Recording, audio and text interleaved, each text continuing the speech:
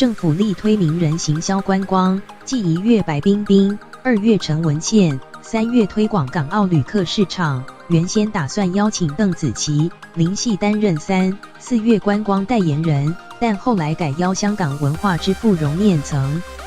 观光局长潘恒旭昨接受电台访问时也透露，是因为这个原因，邀邓紫棋代言破功。为增加高雄能见度，满足各个族群需求，几乎每周都有名人、明星前来。但3、4月原定调为香港月，当时市府还计划邀请人气歌手邓紫棋、知名填词人林夕担任代言人。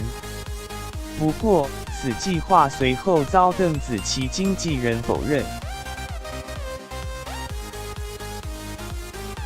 对此，观光局长潘恒旭昨22日接受快乐联播网访问时说，因有人推荐蓬莱祖师级的香港文化之父荣念曾更适宜，所以已经确认3月观光代言人是荣念曾。至于邓紫棋当代言人破局，潘恒旭解释说，因为邓紫棋有经纪约，冠名赞助需要花钱，本来就是希望不花钱请代言人需要钱合作的关系，不是我们想要经营的长期关系。